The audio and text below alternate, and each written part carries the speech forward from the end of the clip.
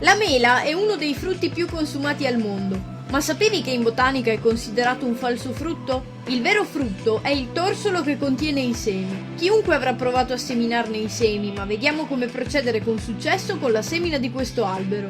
La prima cosa da fare è recuperare i semi. Si può tagliare la mela ed estrarli, oppure dopo averne mangiata una recuperarli dal torsolo.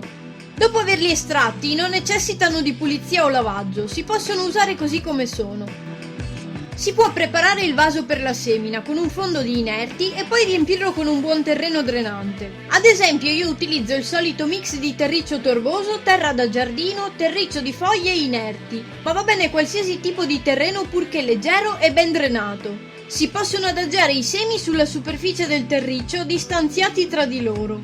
Serve un periodo di vernalizzazione per interrompere la dormienza dei semi, è necessario qualche mese circa. Si può procedere ponendo i semi in frigo e seminandoli in terra a primavera, oppure come in questo video seminandoli direttamente in terra ed esponendo il vaso al freddo invernale per veder poi sbucare le piante di melo a primavera. Si può coprire con uno strato dello stesso terriccio, se vi va fare un leggero strato di ghiaia fine per facilitare l'annaffiatura senza spostare il terreno, e poi annaffiare. Il periodo ideale di semina con vernalizzazione all'esterno è tra settembre e gennaio compreso, e la temperatura a cui devono essere sottoposti è di circa 3-4 gradi. Ricordatevi di inserire un cartellino con il nome della pianta, dato che tra l'altro prima di vedere sbucare qualcosa ci vorrà qualche mese. Si potrà posizionare il vaso in luogo al sole ed esposto al freddo invernale e attendere poi la primavera.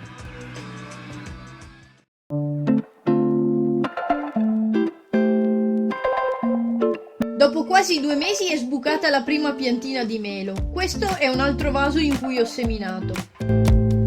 Durante la crescita non sono state attaccate né da lumache né da insetti. Nel vaso della semina illustrata nel video, invece, la prima è sbucata dopo esattamente 2 mesi. E su una di quelle nate dopo ho potuto osservare una particolarità bellissima, ovvero che invece di soli 2 cotiledoni ne aveva 3. Se vi dovesse capitare, non eliminate queste piante, poiché questo fatto non causa nessun problema.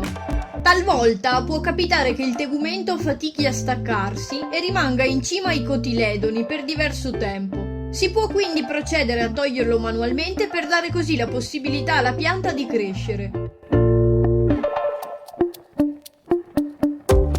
Una volta nate vanno tenute in luogo molto luminoso, ma finché piccoline meglio al riparo dai raggi diretti del sole cocente. Si possono annaffiare regolarmente ma cercando di evitare i ristagni. Il melo è una pianta molto resistente che non teme il freddo.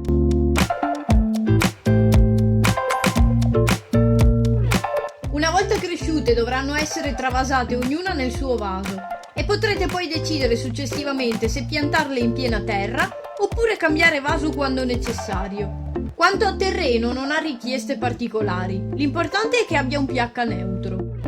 Prima di fruttificare ci vorranno degli anni e le piante ottenute non saranno uguali alla pianta madre. Potrete quindi decidere se lasciarle crescere e scoprire come saranno i frutti oppure innestarle con delle varietà di vostro interesse. Abbiamo quindi visto come ottenere delle piante di melo semplicemente dai semi del frutto. Provate anche voi e mi raccomando, se il video vi è piaciuto lasciate un bel like, iscrivetevi al canale se ancora non lo siete, attivate la campanella per ricevere la notifica ogni volta che pubblico e disseminate i video del canale sui vostri social.